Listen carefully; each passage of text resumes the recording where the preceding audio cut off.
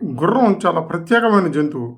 అది తల్లి గర్భంలోంచి బయటకొచ్చిన తర్వాత ఒక్కసారి లేచి నిలబడిందంటే, మళ్ళీ చనిపోయేంత వరకు కూడా పొర్రపాటున కూడా అది పడుకోదు. మీరెప్పుడైనా గమనించండి. గుర్రం ఎప్పుడు కూడా నేల మీద పడుకోదు. అది నిలబడే నిద్రపోయిద్ది. ఒకవేళ అది కింద పడిందంటే అది చనిపోయిద్ది. దాని ఆరోగ్యం బాగా చనిపోయిద్దనర్థం. ఇదొక స్పెషల్ యానిమల్. మనిషి యొక్క విశ్వాసంగా ఉండే జంతువుల్లో కుక్క తర్వాత గుర్రమే. అంత స్పెషల్ అనమాట. అందుకే యుద్ధంలో గుర్రాన్నే వాడతారు. కేవలం పరిగెత్తడానికే కాదు. అది సందర్భాన్ని బట్టి శత్రువు నుంచి తప్పించిద్ది. అవసరమైతే రాజుని తన యజమానిని కాపాడిద్ది. దానికి ఆ కామన్ సెన్స్ అనేది ఉంటుంది. అందుకే గుర్రాన్నే యుద్ధాల్లో వాడతారు. గాడిద ఉందనుకోండి, మన ట్రాఫిక్లో నుంచొని ఉంటుంది రోడ్డు మీద అడ్డంగా నడి రోడ్డు మీద. నువ్వు కారు వేసుకెళ్ళి 100 సార్లు హారన్ కొట్టు, అది కదలదు. అలాగే ఎవడన్నా యజమాని దానికి మోటార్స్ పక్కన నుంచో పెట్టాడు అనుకోండి, అది అక్కడే ఉంటుంది. వాడు ఎంత చో చో చో అంటే తప్ప అది కదలదు. దానికంటూ సొంతంగా ఆలోచన అనేది ఉండదు.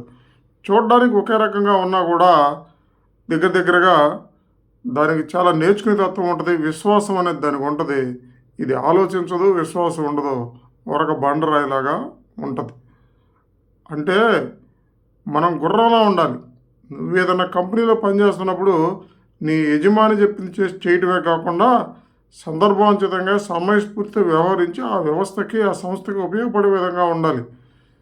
సుందర్ పిచ్చై గూగుల్లో చేరిన తర్వాత గూగుల్ చాలా పాపులర్గా ఉంది. కానీ అతను క్రోమ్ కనిపెట్టాడు గూగుల్కి. దాన్ని చాలామంది ఒప్పుకోలే.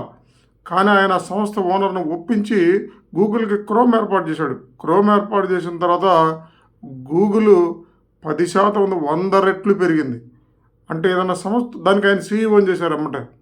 సో నువ్వు సంస్థలో పనిచేసినప్పుడు షార్ప్గా ఆలోచించి యజమానుల విశ్వాసం కలిగి ఉండి ఆ సంస్థ అభివృద్ధికి తోడ్పడితే ఆ సంస్థతో పాటు నువ్వు ఎదుగుతావు. ఒక్కొక్క సందర్భంలో యజమాని కూడా అయ్యే అవకాశం ఉంది. అలాగే మొద్దుగా గాడిదలా పనిచేయకూడదు. షార్ప్ గుర్రంలాగా ఉండాలి.